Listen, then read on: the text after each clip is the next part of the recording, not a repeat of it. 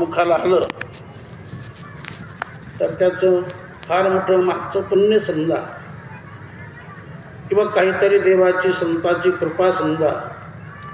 कारण अंतकाळी जर नाम मुखाला आलं तर अंतकाळी ज्याच्या नाम आले मुखा तुका म्हणे सुखा पार नाही.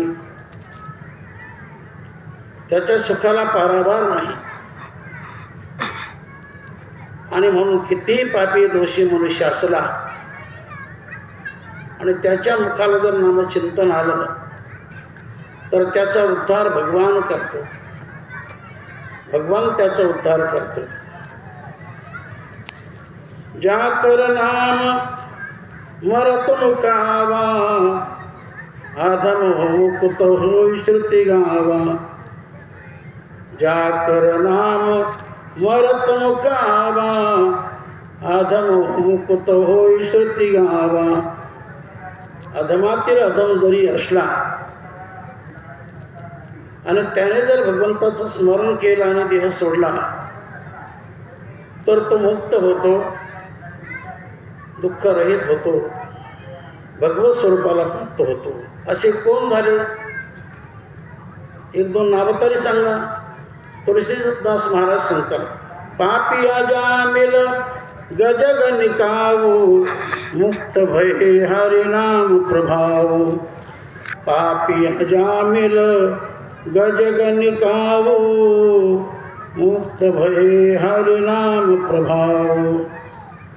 पाप्यातले पापी अजामिळ गणिकाविष्या इतर बरेच आहे. यांनी शेवटी देवाचं नामचिंतन केलं आणि शेवटी त्याद्वारा भगवंताने त्यांचा उद्धारही केला. एवढं सामर्थ्य भगवंताच्या नामचिंतनामध्ये आहे. तेव्हा इथं भगवान सांगतात, मला कोण प्राप्त होतो? तर जो अंतकाळी अर्थात मरत असताना माझं चिंतन करून शरीर सोडतो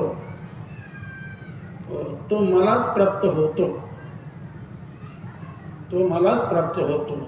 अंतकालेचे मामेव. इथं मामे म्हणजे माझंच चक्रात्मक.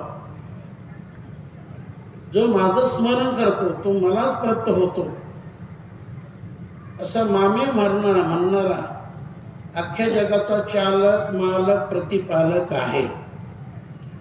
तो सामान्य नव्हे, सकळ देवांचा देव आहे, साऱ्या जगाचं जीवन आहे. भक्त